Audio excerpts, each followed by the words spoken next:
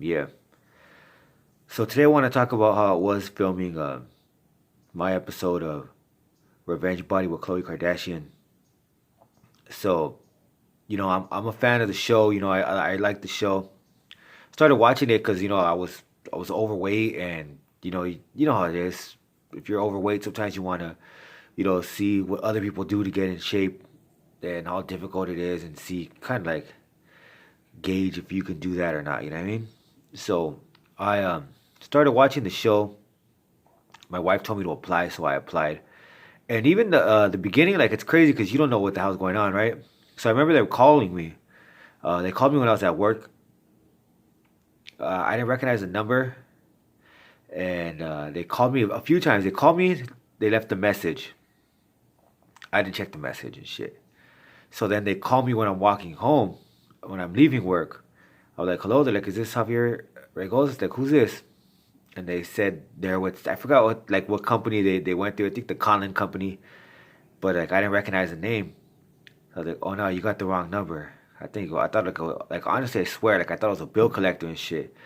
And so I was like, "Fuck," like my daughter was going in and out of the hospital at that time, and my bills were stacking up. So I was like, "Fuck," I didn't have the money to pay anyone back. You know what I mean? So I was just like, "Fuck it, whatever." Like I'm gonna ignore it. So I get home and I see that I have a voicemail. So I said, let me check it. And that's when I found out, like, oh shit, like it's fucking the producers for or the casting for Revenge Body with Khloe Kardashian. So I told my wife, like, hey, should I call him back? And she's like, hell yeah, call him back. So I went outside, I called him back. They wanted to know my story. So I told them, like fucking, from the streets, and did all kinds of shit as a kid and changed my life. I'm trying to live more positively. And so we started talking about that, right? And I talked to him for a good like 40 minutes. And then they're like, okay, well, we're gonna bring you in for they wanted to do a interview, a recorded interview. So I said, all right.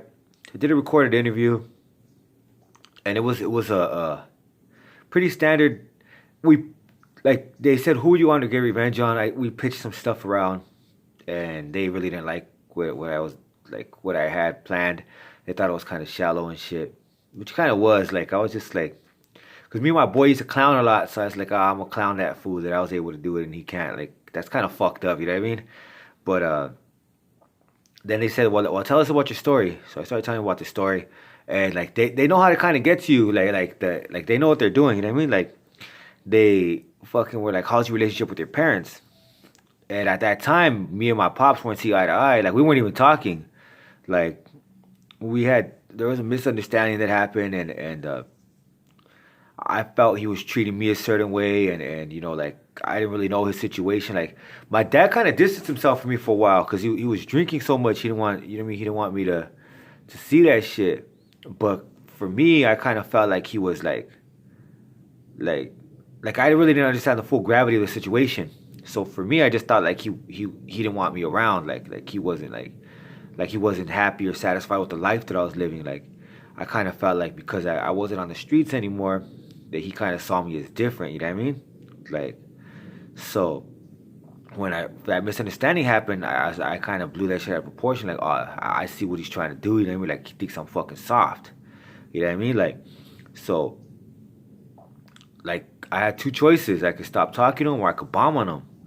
But I was like, man, this fool's almost 50 years old. Like I ain't trying to bomb on him. You know what I mean? So I was like, fuck it, I'm just done with him.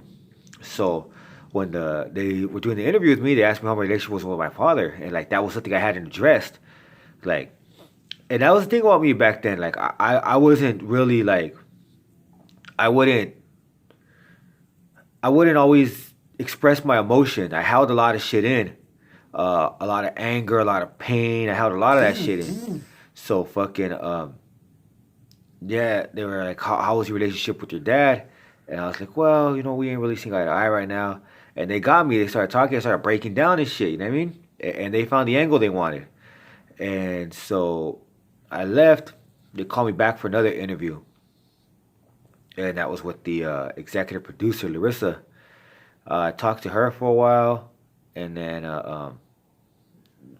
that was cool. I mean, she was, Then they sent producers over to my house, and I didn't know like basically like I was in already, but I didn't like I was like what the hell like I guess they're waiting on me to sign something or like they needed a wet signature, so I needed to print some shit out, but I didn't know, you know what I mean? Like I was just like, oh whatever, like I have time.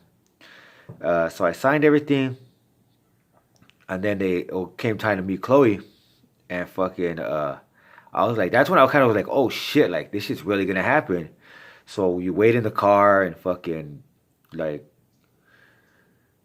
we wait. The first time when I first met her, it wasn't that I didn't wait too long. Like I waited in the car maybe about an hour, got out, talked to her for about 45 minutes to an hour. It was a long conversation.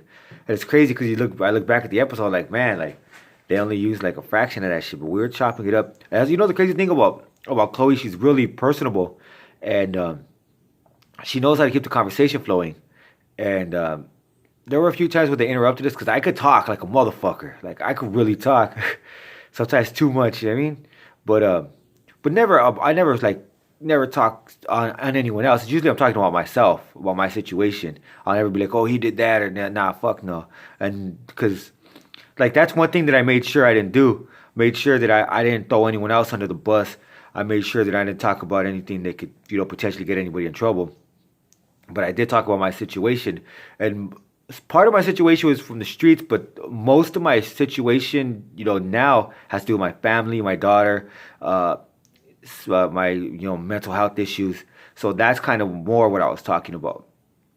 And so we talked to Chloe, and it was real cool. She like it was kind of crazy with any show either. She kind of let me know because she was like, oh, we know that you're a fighter, so we got you in boxing. And she kind of like spilled the beans a little bit, and the producer's like, hey, ignore everything she said. Things are subject to change. But I knew like, oh shit, they're gonna get me in boxing.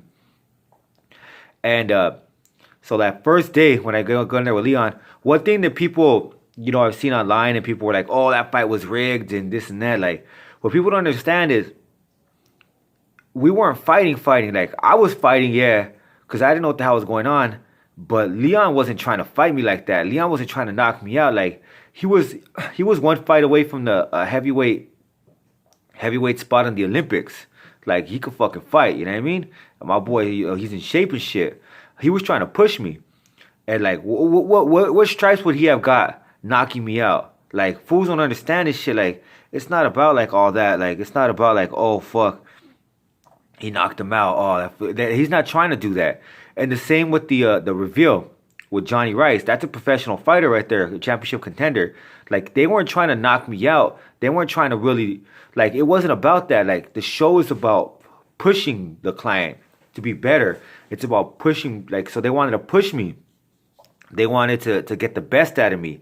They wanted, to see that heart. And that's what it was about. It wasn't about, oh, I'm going to beat this fool down. And for me, yeah, I was trying. I'm not going to lie. I was trying. And I had the win, though. You know what I mean?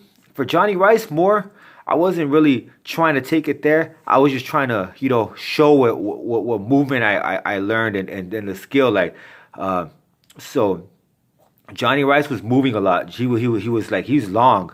And, like, he was fucking whoom, whoom. Like it's crazy because he could throw a jab and end up on the other side of the fucking ring. And that shit was a bitch. That shit was difficult. Kind of frustrating at times.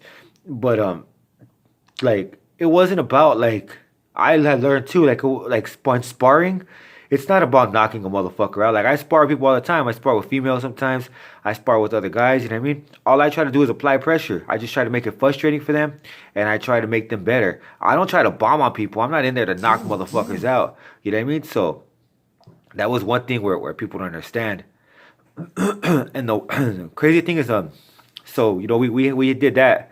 The workouts, the good thing, well, actually, let's go to the eating part. The good thing about the eating part, Leon hooked it up from the beginning with Citizen Sprouts. They made some fucking good ass food, and it was healthy. So I was like, hell yeah. So that worked out. Like, I didn't have to worry about what I was gonna eat or any of that shit. So they hooked that up right away. The workouts, I remember I was first tripped out when I found out I was gonna work out 7 days a week. Because I thought I was gonna have Sunday off. Because the first we started filming on a Saturday. We had Sunday off. And I was back Monday, so I thought the next Sunday I was gonna have off. And nah, Leon's like, we're here 7 days a week, boy. Better get your ass over here, you know what I mean? And I was like, what the fuck? Like, I wanted a day off, you know what I mean? So I was like, damn, I don't know if my body could take that shit 7 days a week. But one thing that I did know too is I went in there with this attitude. They know what they're doing. I obviously don't. I'm almost 300 pounds, and that's for a reason because I don't know what I'm doing. So I just listened, and I wasn't happy about it at first. I didn't tell them though, but I wasn't happy about it. And then when I found out Sundays were recovery days, I was like, man, why did I even? I could recover at home, you know what I mean? But it wasn't the same. Like nah, I couldn't have did all that shit. Like we would stretch out. I get my legs stretched, and not only that, but we'd go for walks, and I didn't know that walk was building. Like that shit was building up my tolerance. You know what I mean? For walking and moving, and so yeah. But we worked out every day for 2 hours a day, and let me tell you, that shit takes commitment. People ask me, was it hard? Fuck yeah, it was really hard. Like I'd have to wake up early. Leon wanted me to go for walks in the morning, which turned into jogs. So I would do that. I'd wake up early to go for a walk, drop off all my kids at school, go to work. After work, I would drive about an hour to Santa Monica. Uh, when I get to Santa Monica, we start at about 7:30, 7:15. Do an hour of strength and conditioning. Then with Godfred, my dog Godfred's boy right there, and then hour of mitt work with Leon. And every fucking day, that was it. Like every day, there'd be days where it would just be me, Leon, and Godfred in the gym. Like we were grinding that shit out. You know what I mean? And it was it was difficult. There were times where I was like, "Fuck, I'm tired." Like imagine like we had to do that shit every day. Like there was no days off. There was no fucking. I think that whole time there were 3 days off. I took that first Sunday I took off. Another time when my daughter had to go to the emergency room, and then a third time when I had to get fitted for something for the show. So those are the only times I took off. Other than that, I was there every day eating healthy. We couldn't like we were on a mission. Like there was no cheat days. Oh my bad. Yeah, there were no cheat days. There was no days where you could just take off. Like you had to go for it. You know what I mean? So it was crazy, and so we didn't really film a lot of our gym sessions. Those were scheduled. We had a few of those. Most of the filming I did was the interview sections, like when you'd sit down and they'd interview you, and they didn't use a lot of the early ones because a lot of the early ones, like they would say I was too hard on myself because I would talk shit. They'd be like, yo, you almost lost 30 pounds. How do you feel? I said, I feel terrible, man. Like, I'm still fat. I'm still obese. Like, what the? Like, I had a real negative attitude. Like, this is fucked up. Like, I thought I would lose 30 pounds and you would see a significant difference, which you could, but I couldn't. You know what I mean? Like, for me, I was still looking at myself like, damn, I don't look how I want to look. And I would say, I said, like, because they asked me, you almost lost 30 pounds. How do you feel? And I said, I feel terrible. I lost 30 pounds and I'm still morbidly obese. I'm very disappointed. And like I was very hard on myself. And now I kind of, I'm not that hard on myself now. I know what I have to do and I know I'm going to get there. And there's times I fall short, but I know I have the ability to do it and I know I'm going to work towards it. So, yeah, so most of it was the interview. Those kind of interviews, and we go on some wild ass, like sometimes they be like, what the fuck is like, sometimes it look like some serial killer shit, like they put you off in the fucking woods, like not the woods, but like off in like some fucking remote location, like god damn, where the hell are we? But yeah, so but it was hard, but it was worth it because I learned tools and lessons that I couldn't have learned on my own, so it was definitely worth it. And it was reality TV, but it wasn't like scripted. Like that shit was my life. You know what I mean? That shit, like there was nothing on there that was fake. That they were like, oh, do this for the camera, or do that for the camera. Like nah, like I really respect that they let me, live my life and they told my story. Like there was edited a certain way to tell a story, right? Like there were certain things that were put in other areas, but that's just to make a story run smooth. But it was all happening. You know what I mean? Like it wasn't like they made some shit up for the camera or anything like that. Like even the reveal, Like you could see like the pride in my dad's eye, uh, and that was a surprise to me. But like they knew what was gonna happen, and they captured those moments perfectly. That was a surprise to me because, like I said, we were going through different things. Like he was battling alcoholism, he wasn't sure of himself. You know what I mean? And for me, like I wasn't sure of myself. I was battling food addiction, and we kind of were dealing with our own demons. So we weren't really understanding, and that's one thing that I learned too, communication. You need to have communication with the people you love because there were a lot of misunderstandings, a lot of things that happened before my dad passed away that could have went differently if I had only communicated them better. And so I learned so much from the show, and my time on there, I would just say it was a very positive, memorable experience, and I'm glad I did it. Yeah, so I'm out. Peace.